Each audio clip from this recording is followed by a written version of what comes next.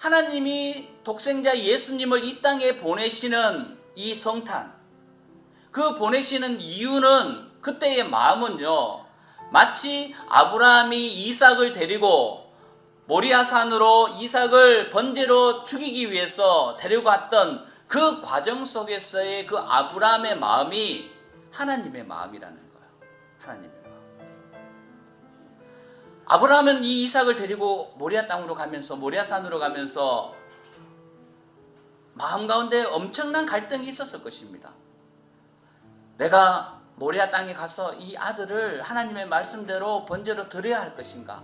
아니면 이곳에서 내가 그저 못 들은 척하고 그저 하나님의 보이지 않는 그런 곳으로 내가 도망가 버려야 할 것인가? 라는 그런 갈등들이 매 순간순간 그를 괴롭혔을 것입니다. 그럼에도 불구하고 하나님은 아셨거든요. 아브라함이 순종할 것이라는 것을. 그래서 아브라함은 순종으로 그 모리아산까지 가셨다는 거예요. 그 가시는 그 과정 속에서 하나님은 아브라함이 느끼는 그 감정을 하나님도 동일하게 느끼고 있다는 것입니다.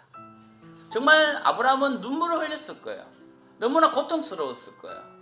그럼에도 불구하고 하나님의 뜻을 이루기 위해서, 하나님의 말씀에 순종하기 위해서 그렇게 했던 것처럼, 하나님도 우리 인간을 구원하시기 위한 것이 하나님의 뜻이었고, 그것을 이루시기 위한 것이 하나님의 분명한 계획이었기 때문에 아브라함의 심정, 그 아들을 죽여야만 하는 그 하나님의 그 아픔, 그 마음으로 이 땅에 예수 그리스도를 우리에게 보내주셨다는 사실입니다.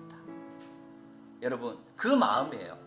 부모가 자식을 잃어버린, 또 남편이 아내를 잃어버린, 아내가 남편을 잃어버린 그 어떤 마음 가운데 고통과 아픔, 그거보다 더 큰 아픔 속에서 하나님은 이 땅 가운데 예수님을 우리에게 보내주셨다는 것입니다. 여러분, 그래서 이 성탄은요, 늘 말씀드리지만 정말 우리에게 예수 그리스도께서 오신 것은 너무나 기쁘고 너무나 감사한 일입니다. 그럼에도 불구하고 하나님은요, 사랑하는 아들을 죽기까지 우리 가운데 보내주시기 위해서 그렇게 해주셨다는 사실입니다. 여러분, 그 하나님의 마음을 우리가 좀 알기 원합니다.